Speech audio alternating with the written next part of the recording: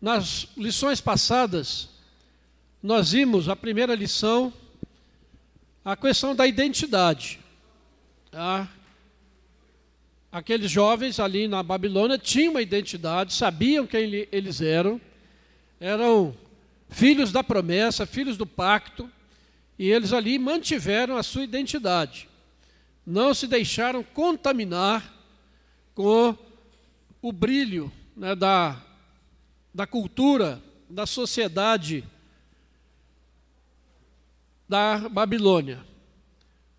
Na segunda lição, nós vimos uma intervenção miraculosa de Deus ao dar a Daniel a capacidade de não só interpretar um sonho, mas de saber o que o rei tinha sonhado. Então Daniel não apenas interpretou, mas falou aquilo que ele havia sonhado.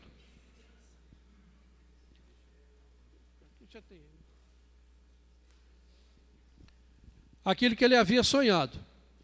E foi algo também extraordinário. E no final do capítulo 2, você vê o rei Nabucodonosor agradecendo a Deus.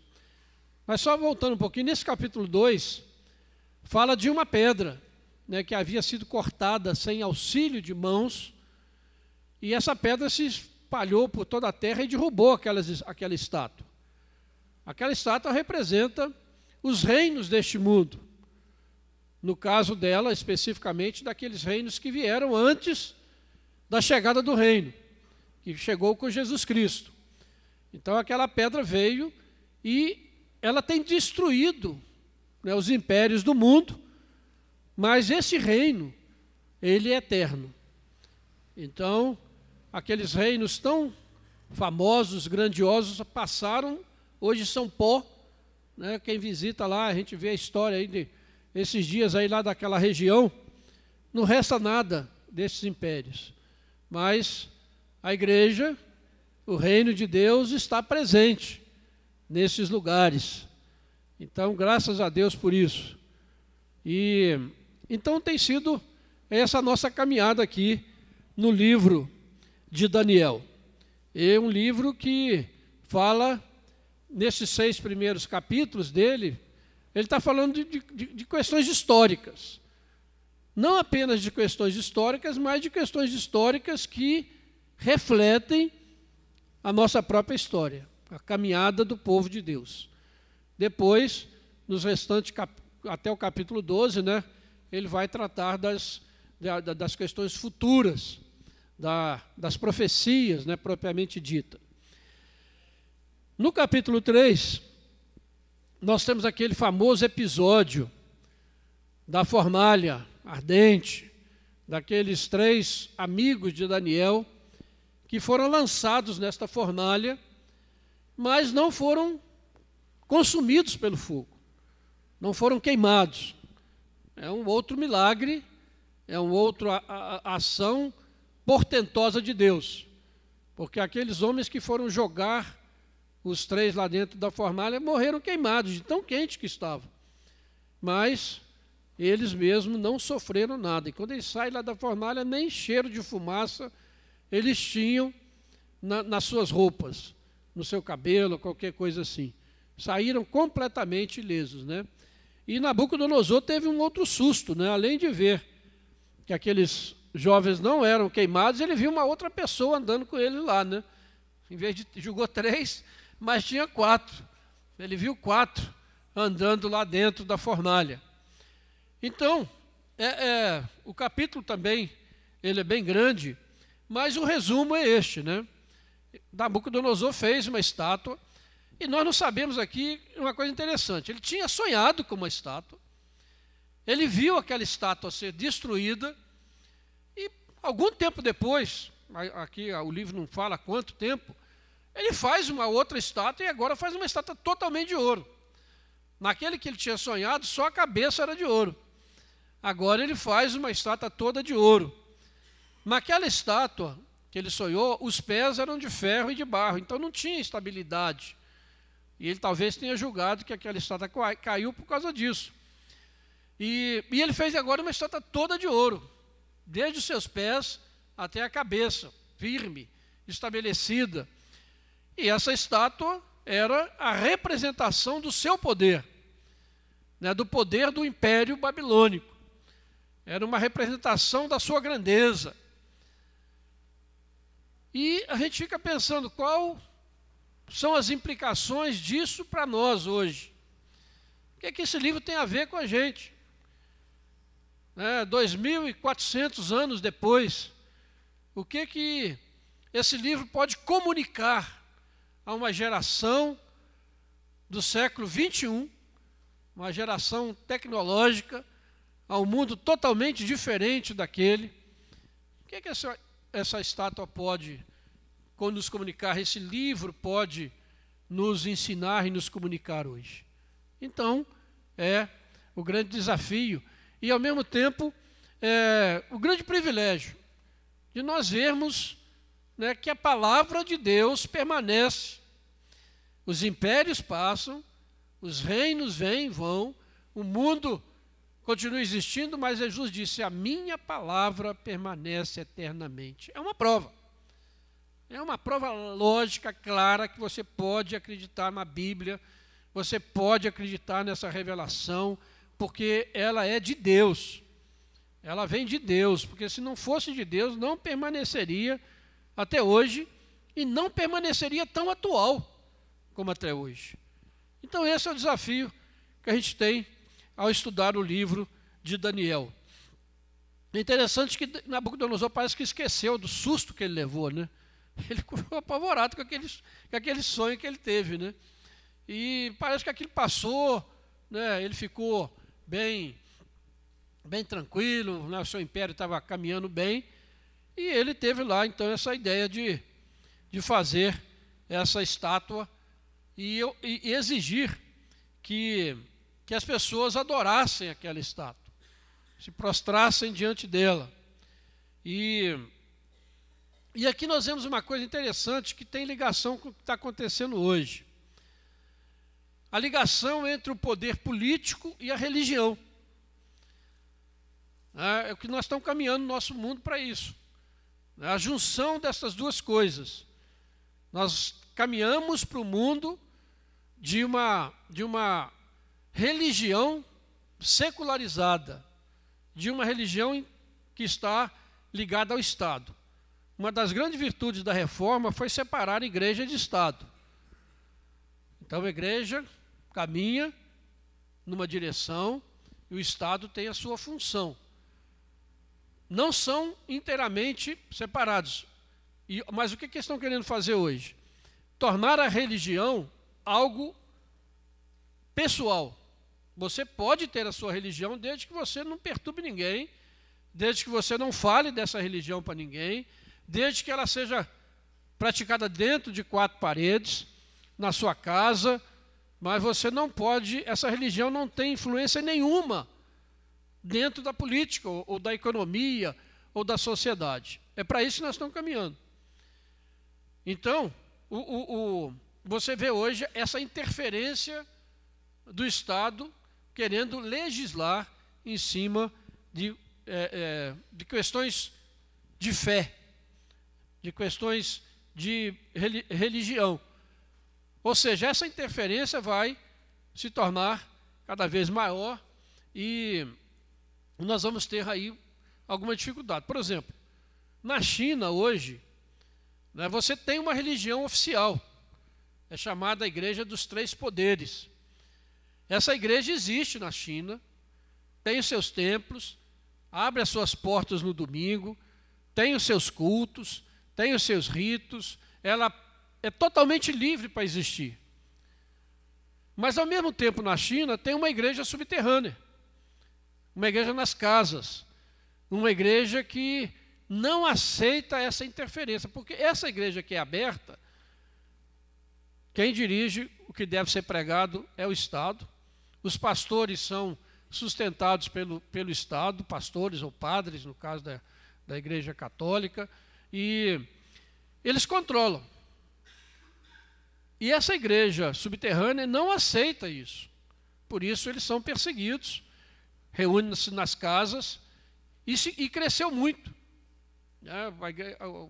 É um fenômeno que acontece, né, em todos os lugares onde parece que a igreja morreu, né, por questões totalitárias. De repente a igreja parece mais viva do que nunca, né, mostrando realmente essa ação de Deus.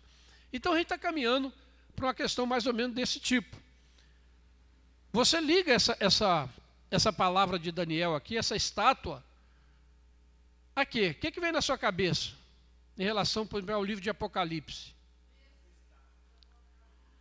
Lá em Apocalipse, capítulo 13, é feita uma estátua também.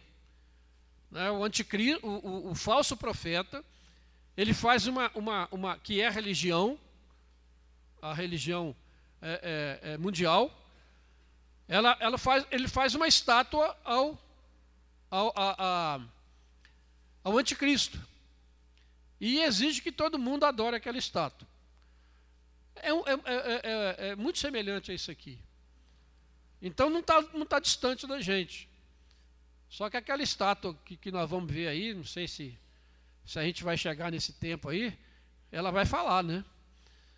Então, uma estátua que fala, você já imaginou? Se tem gente que adora estátua que não fala hoje, você já imaginou o dia que uma falar? Vai ser um negócio terrível, né? E vai ser difícil você manter a sua integridade de fé. Né? A gente acredita hoje em tanta bobagem aí. E você imaginar o dia que aconteceu uma coisa dessa? Então não vai ser brincadeira, não. Então, gente, o que a gente vai aprendendo disso aqui? Essa estátua que Nabucodonosor fez representa justamente o quê? O esplendor desse mundo, a riqueza da Babilônia, dos reinos deste mundo, que requerem a nossa adoração. Então eu acho que essa estátua lá de Apocalipse não vai ser uma estátua. Eu acho que ela já está aí. É o brilho dessa estátua. É aquilo que atrai a nossa atenção. Aquilo que nós estamos sendo chamados a adorar. A lição aí está falando aí no item 2, falando o seguinte: esta estátua representa o esplendor do mundo e sua riqueza que demandam adoração por parte dos seres humanos. Para nós, hoje, representa o quê? O Deus mercado, a economia global, o consumismo desenfreado que provoca a destruição da natureza e dos seres humanos, a religião do poder, do triunfalismo e do bem-estar nesta vida. Diante destes deuses, todos devem se curvar e adorar, sob pena de serem excluídos da sociedade e considerados mortos e fracassados. A unificação da cultura mundial e o aparecimento de uma só religião já começaram a acontecer em nosso mundo atual. Uma boa razão para isso são as guerras religiosas contemporâneas. Olha o mundo. Todas as guerras que estão acontecendo no mundo hoje são religiosas, não são ideológicas, não são por territórios. Todas elas são guerras religiosas. E o que está sendo dito? Que as religiões monoteístas do mundo são responsáveis por essas guerras, por todas as guerras. Quais são as religiões monoteístas? Islamismo, cristianismo e judaísmo. Essas três religiões não admitem a existência de mais de um Deus, só tem um Deus. Você tem o budismo, o confucionismo, né, o hinduísmo, são religiões politeístas, admitem a existência de muitos deuses. Então ninguém vai brigar com o outro porque ele tem outro Deus.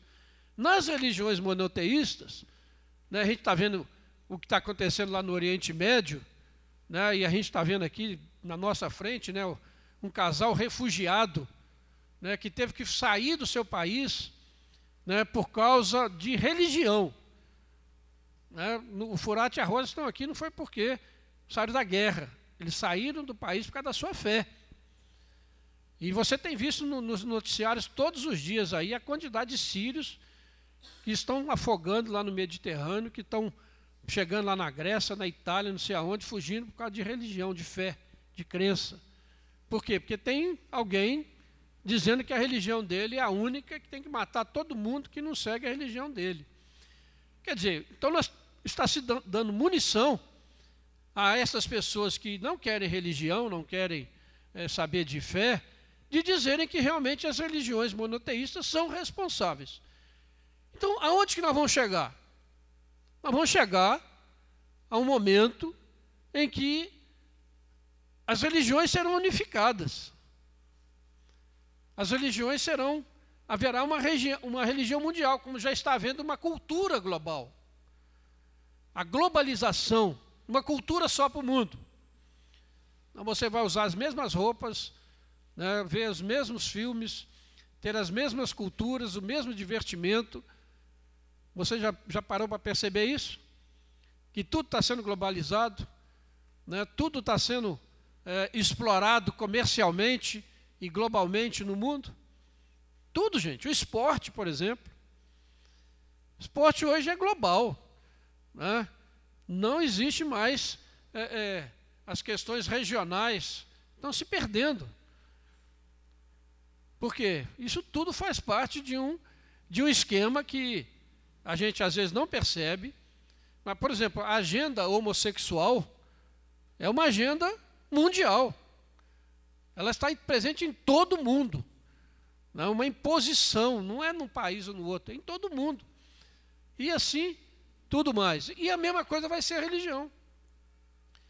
Então, ou você vai se enquadrar dentro dessa religião mundial, aqui está sendo representada por essa estátua de Nabucodonosor, e você vai se curvar a isso tudo que está aqui, ou vai acontecer aquilo que está dito lá em Apocalipse. Você não vai comprar, nem vender, nem poder participar dessa sociedade.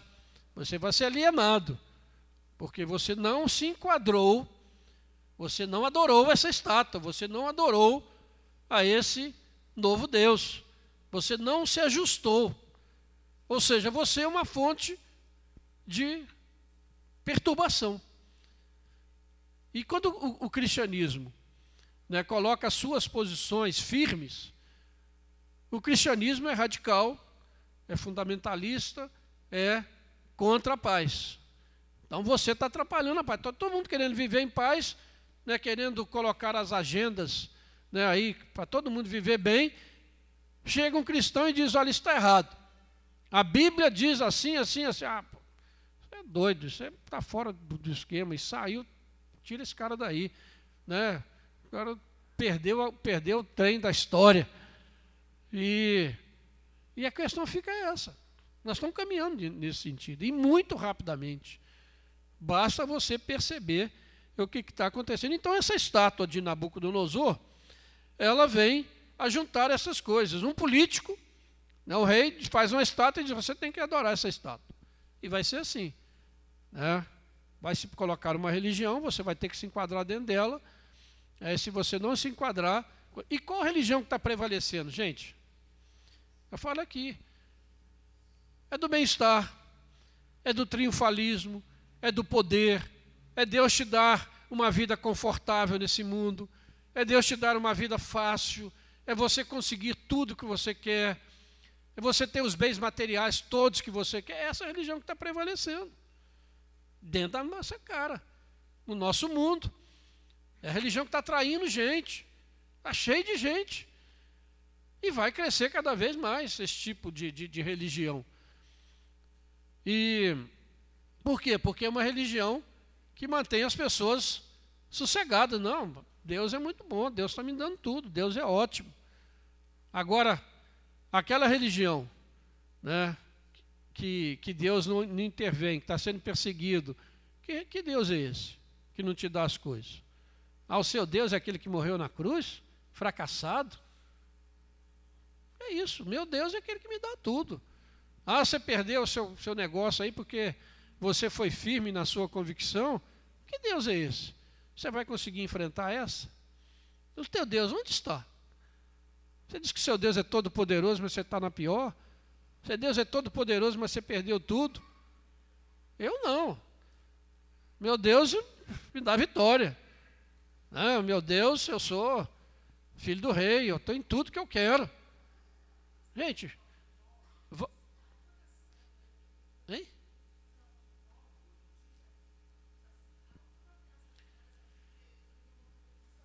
Isso. Eu não entendo muito bem o que o Vandir fala, não, mas tudo bem.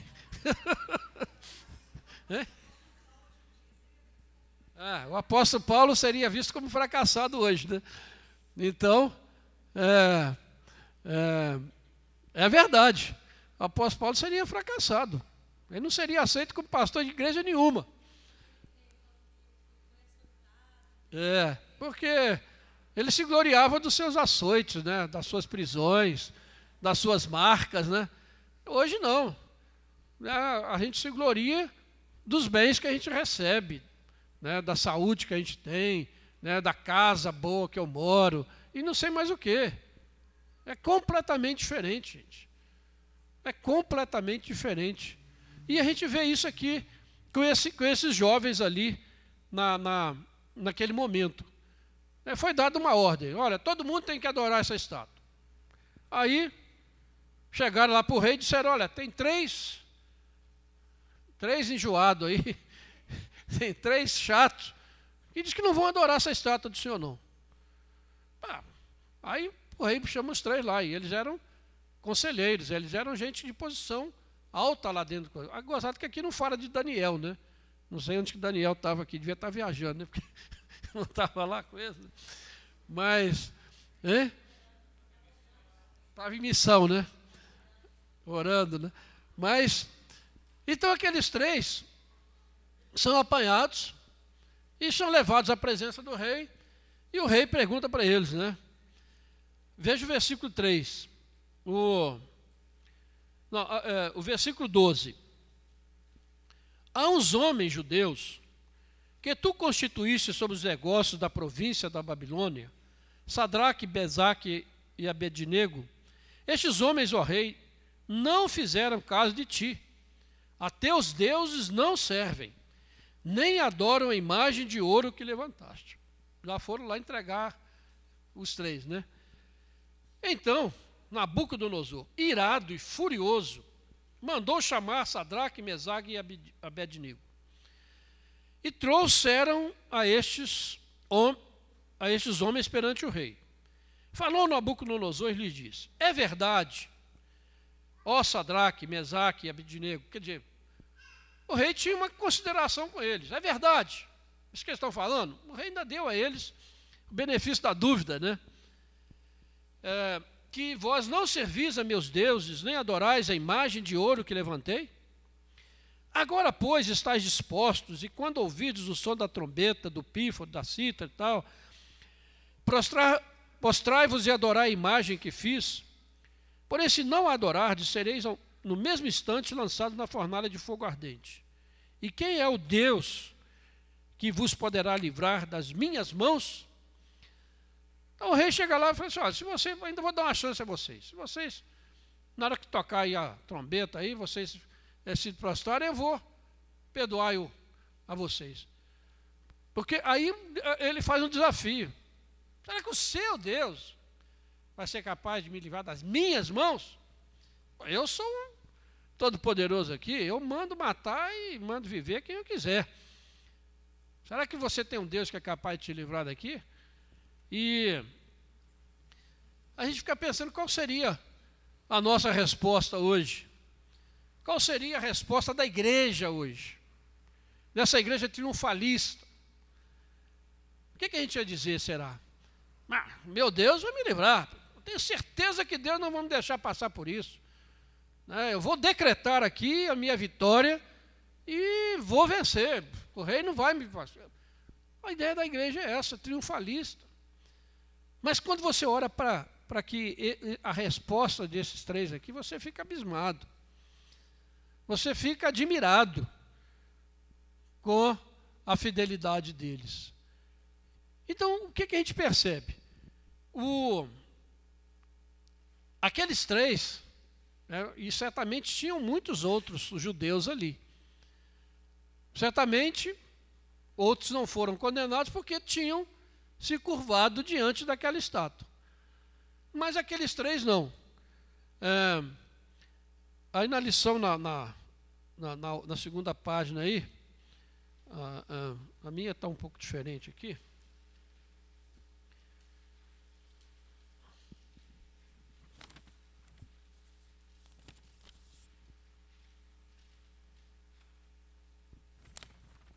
Nós na primeira ainda. Aí na primeira página diz aí, no último parágrafo aí, somente 3 pessoas, 3 judeus, entre todos os judeus exilados, se recusaram a dobrar seus joelhos diante da estátua. O temor da fornalha de fogo ardente havia levado todos os outros exilados a se ajoelharem diante da estátua, negando sua fé. É isso que acontecerá no tempo do fim. Haverá uma igreja, entre aspas, respeitável, seguidora das leis deste mundo, mas infiel aos valores da palavra de Deus. Ela será protegida pelo Estado e seus membros não sofrerão punição, mas, pelo contrário, terão vida pacata e segura. Mas o temor do Senhor, veja um contraste, o temor da fornalha de fogo fez com que muitos negassem a sua fé. Agora, o temor do Senhor impediu aqueles 3 de se ajoelharem diante de um ídolo, mesmo que isso lhes custasse a vida. Eles temiam mais desobedecer ao Deus vivo do que serem lançados numa fornalha de fogo ardente. Vejam bem que diferença. Muitas vezes nós tememos muito mais o poder dos homens, tememos muito mais aquilo que a gente pode perder, do que tememos a Deus. Temos mais medo das coisas deste mundo do que de desagradar a Deus. É algo terrível. Às vezes nós desagradamos a Deus para ficar bem com todo mundo. Desagradamos a Deus, deixamos de cumprir os propósitos de Deus para a nossa vida para agradar alguém, para ficar bem, para não ferir susceptibilidades. Aí a gente dá uma recuada, dá uma amenizada. Gente, isso tem acontecido muito na igreja, infelizmente, né? A gente tem deixado em muitas coisas de obedecer a palavra, ou seja, mostramos falta de temor a Deus, não obedecendo a sua palavra para poder ficar bem, para não... É um negócio que tem incomodado realmente, né? Até onde a gente vai caminhar dessa maneira, né?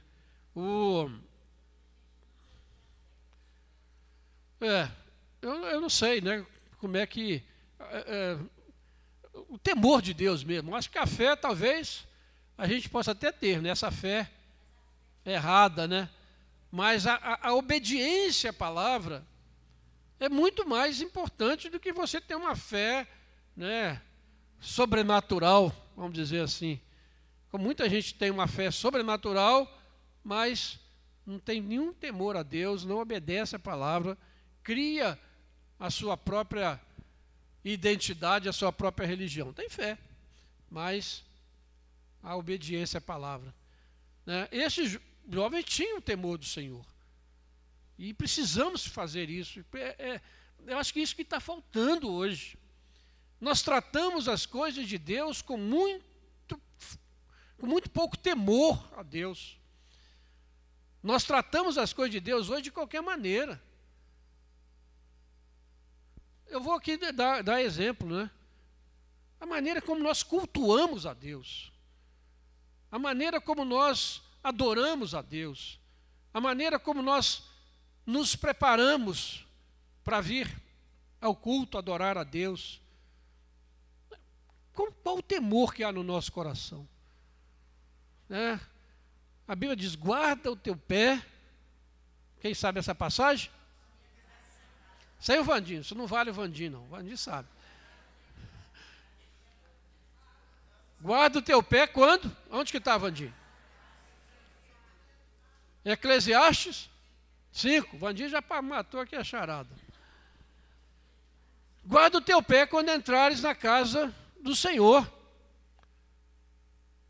Isso significa temor. E às vezes a gente entra na casa de Deus como se estivesse entrando no campo de futebol. Como se estivesse entrando não sei aonde. Salão de festa. É um lugar de alegria, sem dúvida. É um lugar de júbilo. Mas é um lugar de temor diante.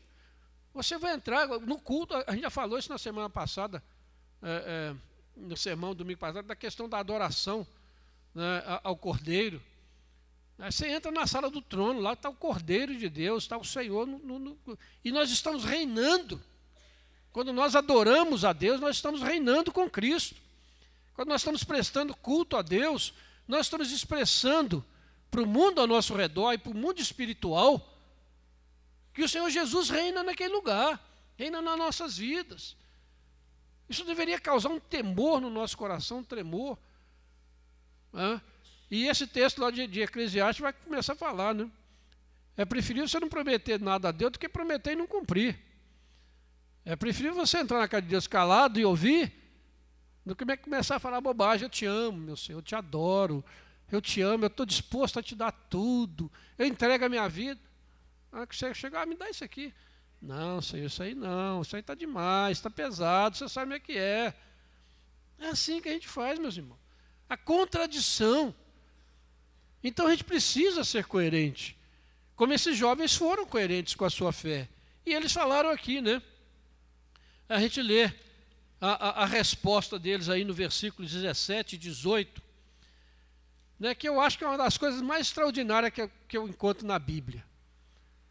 Ele diz o seguinte, no versículo 16, responderam Sadraque, Mesaque e Abednego ao rei, ó Nabucodonosor, quanto a isto, não necessitamos de te responder. Mas sabe qual é a resposta? Se o nosso Deus, a quem servimos, quer livrar-nos, Ele nos livrará da fornalha de fogo ardente e das tuas mãos, ó rei. Desafiaram o rei aqui, né? O homem mais poderoso da terra, né? Se o nosso Deus, a quem nós servimos, não quiser nos livrar, fica sabendo, ó rei, que não serviremos a teus deuses, nem adoraremos a imagem de ouro que levantaste. Gente, que resposta! Uma compreensão de quem é Deus.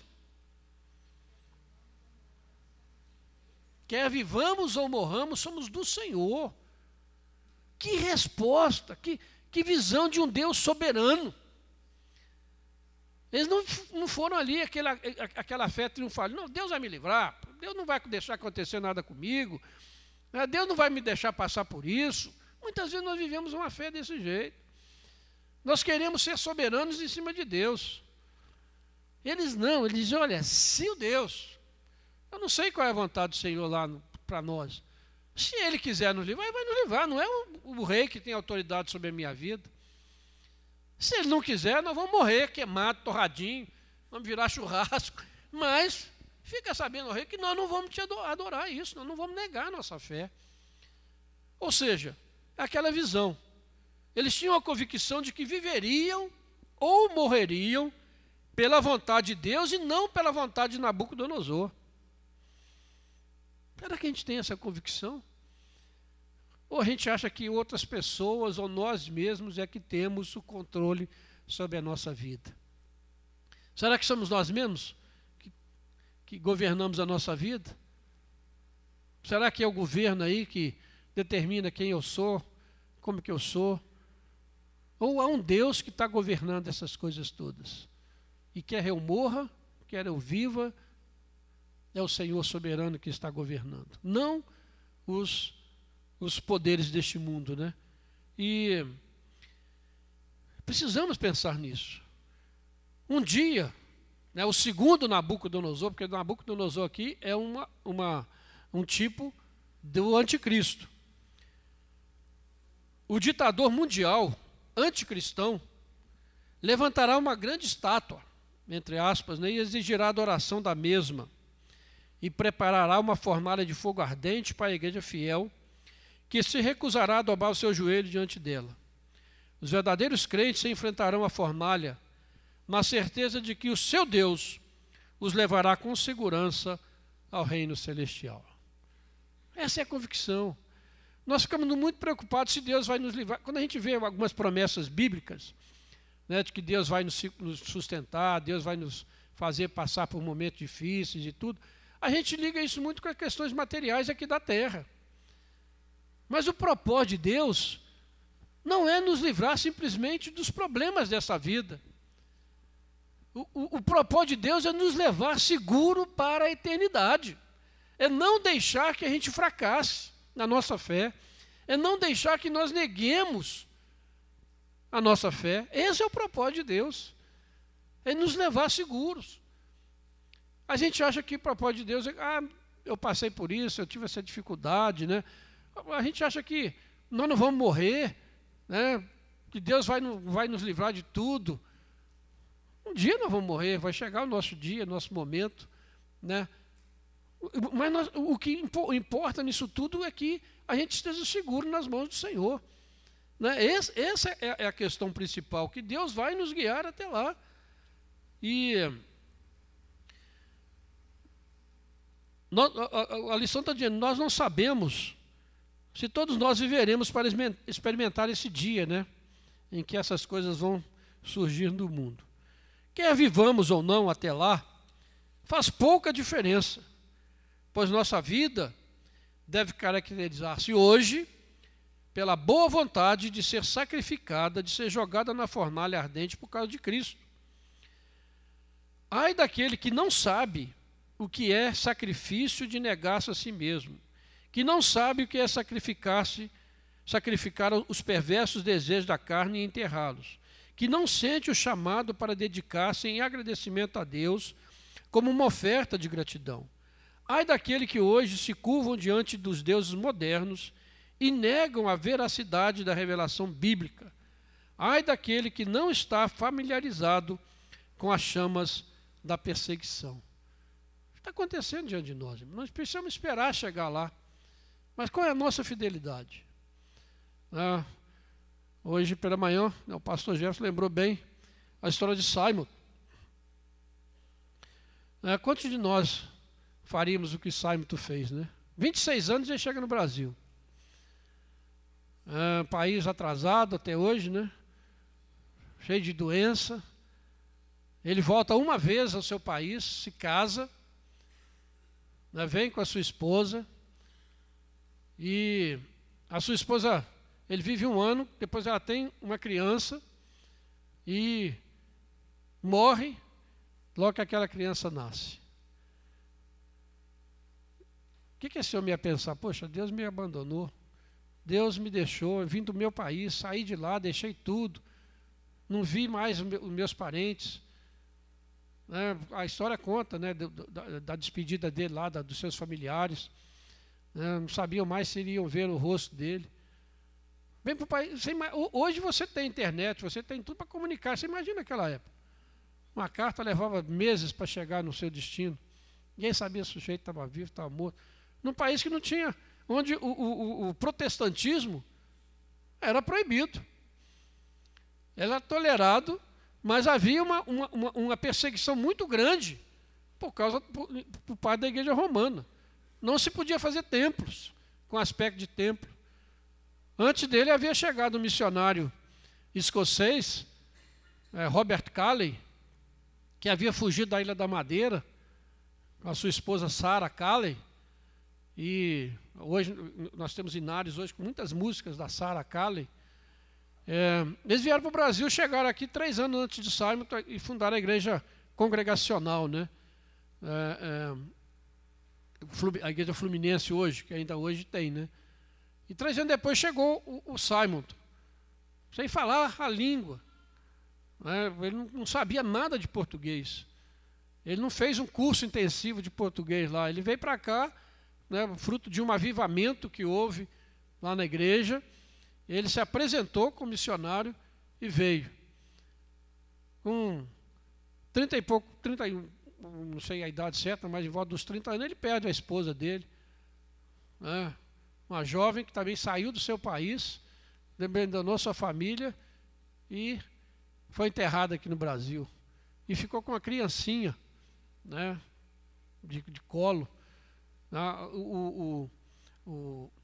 Uma irmã dele veio também, casada com outro pastor chamado Blackford, e vieram para ajudá-lo. E a irmã dele foi que criou essa filha, Ellen, né, a filha de Simon. Foi criada pela tia, porque a mãe havia morrido. E com 33 anos ele pega a febre amarela, morre de febre amarela. Coisa terrível, né? E a gente fica pensando nos propósitos de Deus, né? Um homem com 5 anos fez o que fez. Imagina se ele vive mais 10, mais 20. Eu já vivi tudo que eu vivi, não fiz um décimo do que ele já fez, né? Pensa bem se esse homem continua vivendo aqui no Brasil. Mas Deus é soberano, né? Pela vontade de Deus, ele não viveu mais do que isso. Mas a igreja que ele plantou ficou aí, né? Não, porque não depende da gente, é de Deus. A obra é de Deus. A obra é de Deus. E a gente fica imaginando, né, essa soberania de Deus. Aqui ele preservou Sadraque, Mesaque e Abednego. Mas quantos na história têm sido sacrificados por causa da sua fé? Não têm experimentado o mesmo livramento. Será que Deus deixou de amá-los? Será que Deus amava menos este do que amava Sadraque e os seus companheiros? Não, Deus é o mesmo. O amor de Deus, por isso que eles falaram, se Deus quiser, não vai, não vai. Se não quiser, não vai, mas ele continua sendo Deus. E ele continua sendo digno de adoração e não nós. Então a gente vê que essa ação de Deus, né, os propósitos de Deus, ele continua soberano. E essa palavra desses jovens aqui expressa isso que nós devemos expressar em relação ao próprio Simon, né? Se Deus quisesse que ele vivesse, ele continuaria vivendo. Se não, ele morreu, mas a semente que ele plantou ficou aí, né? O sangue de um mártir, né? de uma testemunha de Jesus que veio e regou esse país, né, com o sangue, e a igreja floresceu. Glória a Deus por isso, né? Quantos têm enfrentado esses momentos tão difíceis, né? Então nós precisamos entender, irmãos, que quando a nossa vida é governada pela cruz de Cristo, ela é uma vida vitoriosa, é uma vida de alegria, é uma vida de júbilo. Aquela alegria lá do Nabucodonosor e a alegria desse mundo passam. São fantasias, são passageiras, são ilusórias. Mas a alegria que vem da cruz de Cristo e da fidelidade, ela permanece eternamente. Esse é o desafio que nós temos diante de nós, de sermos chamados, desafiados por Deus, para vivermos nesse evangelho. O interessante é que Nabucodonosor aqui, né, quando ele viu que aqueles jovens não haviam sido consumidos e viu uma outra pessoa lá, ele, versículo 24 aí fala assim, ó: então o rei Nabucodonosor se espantou e se levantou depressa e disse aos seus conselheiros: não lançamos nós 3 homens atados dentro do fogo? Responderam ao rei: é verdade, ó rei. Tornou ele e disse: eu, porém, vejo 4 homens soltos, que andam passeando dentro do fogo sem nenhum dano. E o aspecto do quarto é semelhante a um filho dos deuses. Ele teve o privilégio de ver, ter uma visão do próprio Senhor, né? Um aspecto, que outra pessoa, eles foram lançados todo amarrado. De repente eles estão andando todos soltos lá dentro. É isso que o Evangelho faz conosco, né? Nos liberta. Mesmo no meio da fornalha, mesmo no meio do fogo, nós somos livres. aquelas amarras que estavam nos segurando são queimadas. Interessante, né? Queimam. Né? Queimam as amarras, mas as roupas dele não queimaram. O cabelo não queimou. Queimou as ataduras. Aqui a gente tem um simbolismo, né? Quando a gente está no mundo, a gente está preso, amarrado. Mas quando nós encontramos o Senhor, em qualquer circunstância, o Senhor está conosco e nós somos livres. Não temos mais amarras. Nós estamos intactos, mas as amarras foram tiradas. E agora a gente pode adorar o Senhor, caminhar com o Senhor. O Senhor Jesus sempre esteve com eles. Antes da fornalha e depois. Mas Deus deu a Nabucodonosor, e parece que só ele que viu, né? O quarto homem, né? Porque ele falou, eu estou vendo 4 e ninguém tinha falado que tinha visto 4, né? E ele então mandou chamar aqueles jovens para fora e começou a adorar o Deus dele. Vê que esse Nabucodonosor era muito engraçado, né? Muito safado, né? Desculpa a expressão. Mas quando Daniel interpretou o sonho lá atrás, mandou Daniel pular lá em cima. O Deus de Daniel é o Deus de não sei o quê. Daqui a pouquinho o bicho está fazendo outra estátua lá e mandando todo mundo adorar aquela estátua. E mandou matar quem não adorasse. E de repente, quando ele vê o milagre, o Deus de Sadraque, Mesaque e Abednego é o Deus dos deuses. E o que ele faz? Vocês viram aí? Hein? Verso 29.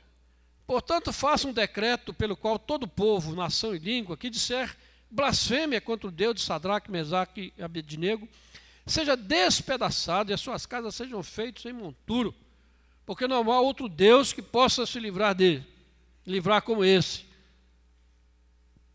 E aí? Resolveu o problema? O que tinha que ter feito? Tá? A coisa principal ele não fez. Falar, adorar a Deus de boca. Mas o que ele tinha que fazer? Ele tinha que destruir aquela estátua. Do mesmo jeito que ele viu no sonho. Mas a estátua era de ouro, peraí, pô. O ouro vale muito, né? Eu vou destruir uma estátua de ouro?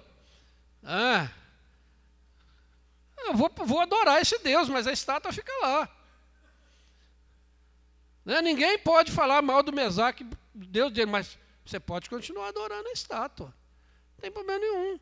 Vocês vejam bem a hipocrisia desse sujeito.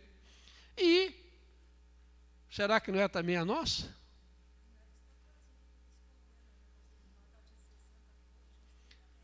Era grande. Tinha muito ouro ali. Valia para valer aquela estátua. Mas, gente, será que a gente não está fazendo a mesma coisa que aqui Nabucodonosor fez? Tudo bem, nós não vamos adorar a Deus, não vamos dizer, mas a nossa estátua está lá. Talvez não seja tão grande, talvez seja no nosso bolso, né? Talvez esteja em algum lugar, mas não tira. Ele vou achar aqui onde está a lição.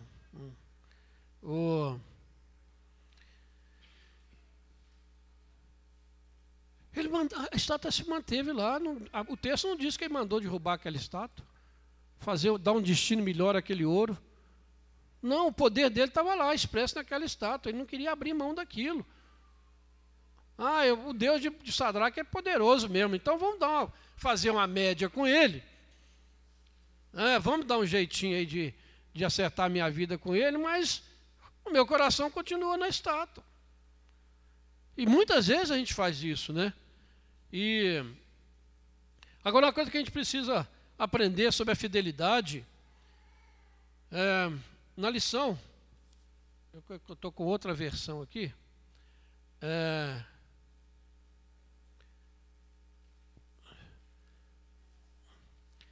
vamos dizer, aqueles jovens tinham muita desculpa, né, para poder adorar aquela estátua. E ninguém ia achar ruim com eles. Mas aí, agora eu achei, na lição, aí na última folha, nós não nos apressemos, aí no primeiro parágrafo em cima aí, não nos apressemos em pensar que porque nossa fidelidade até a morte provavelmente não será exigida de nós, pela caminhada da carruagem aí, eu acho que talvez a gente não tenha que enfrentar uma situação dessa, né? Que nós não necessitamos da mesma classe de valor arraigado na fé. Ou seja, no mundo que nós vivemos hoje aqui, pelo menos no Ocidente até agora, a gente não tem muita perspectiva que a gente vai ter que enfrentar uma situação dessa.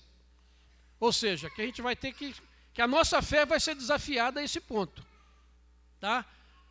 Mas isso não isenta de termos uma fé tão vigorosa, porque aí está na lição, bem destacada aí. Morrer pelo Senhor exige fidelidade, porém, também o viver para o Senhor. O dia que eu for morrer, que eu tiver que negar a minha fé, eu não vou negar, eu vou morrer, mas vou ficar firme, né? Pode vir que eu vou aguentar a barra. Podemos falar isso, talvez a gente não vai ter que enfrentar isso. Mas e viver pelo Senhor hoje? Não exige essa mesma fé?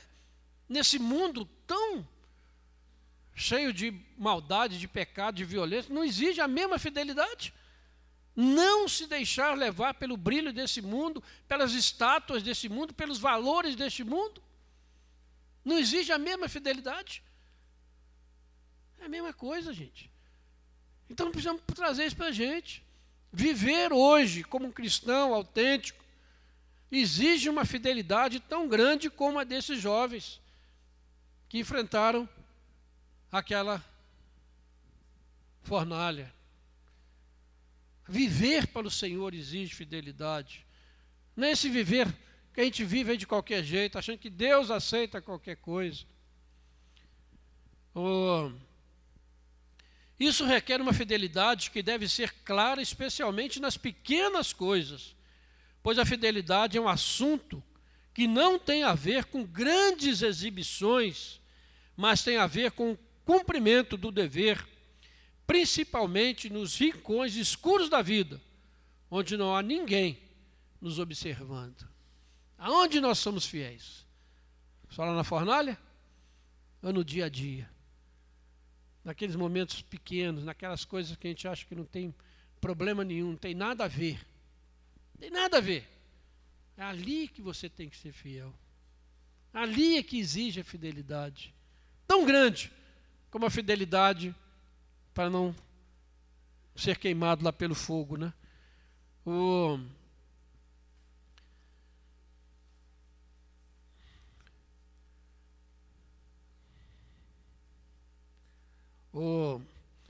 Como nós dissemos, né? O rei deu algumas medidas, algumas ordens, mas ele não mandou destruir a estátua.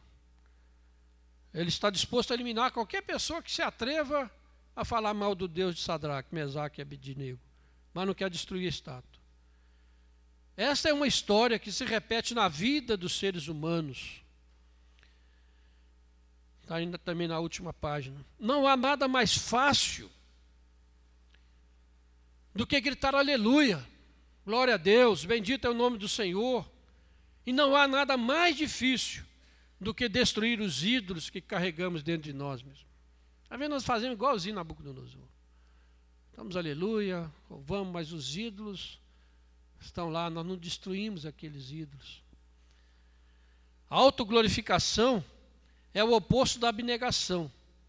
Agrada-nos mais e é mais bonito que a estátua de ouro continue de pé, simbolizando o nosso poder e independência de Deus. O que você pensa que aconteceria se nos uníssemos a Nabucodonosor para cantar um novo canto ao Senhor, porém continuássemos seguindo nossos velhos caminhos, sem fazer qualquer esforço para mudarmos? E o que acontecerá se a estátua que há em sua vida, e você sabe qual é, permanece intacta e tranquila, enquanto a imagem de Cristo não é refletida em você? Pense bem nisso. O que acontecerá se a estátua que está na sua vida, na minha vida, continuar intacta? Enquanto a imagem de Cristo não é refletida na nossa vida? Nabucodonosor ficou louco. O capítulo seguinte vai relatar isso. Ele ficou louco. Será que a gente vai passar incólume, fazendo a mesma coisa que ele fez?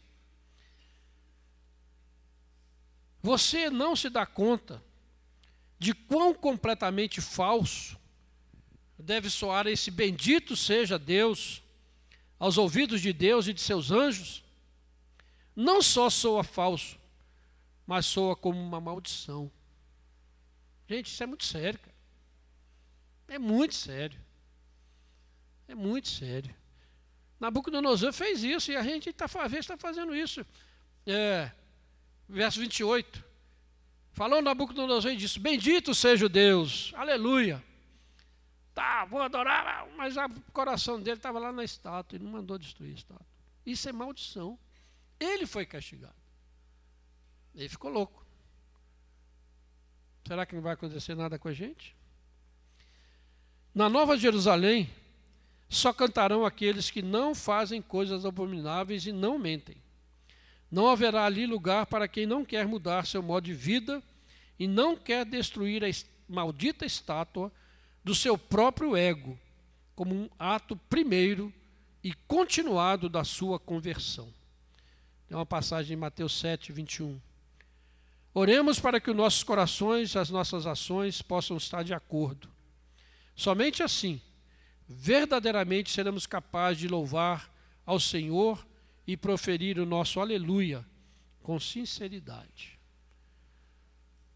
Leia Isaías capítulo 1, daquela adoração que Deus disse que não aceitava.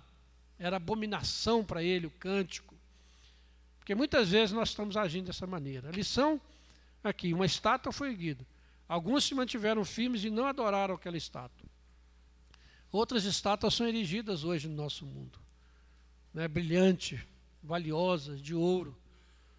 E nós às vezes estamos falando aleluia, adorando a Deus, prestando um culto que não está sendo agradável ao Senhor. Pelo contrário, está falando contra nós, né?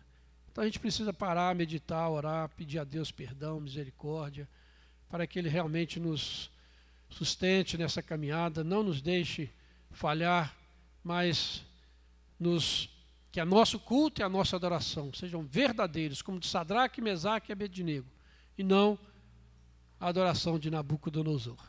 Amém?